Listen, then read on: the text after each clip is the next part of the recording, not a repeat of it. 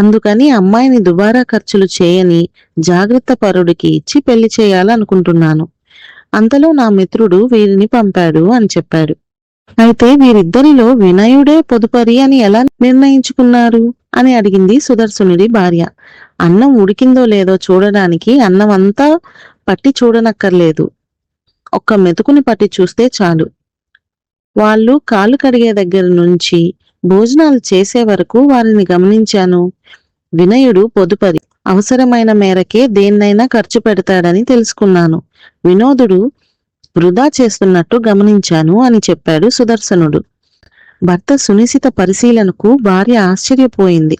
తర్వాత చిదానందుడు వినయుడు తల్లిదండ్రులతో మాట్లాడి సంబంధం కుదిర్చాడు.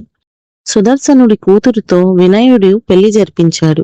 సుదర్శనుడు అనుకున్నట్లే ఎంతో వృద్ధిలోకి వచ్చాడు వినయుడు. చెప్పు, కథ నచ్చిందా? Super. Please like, share, subscribe. Thank you.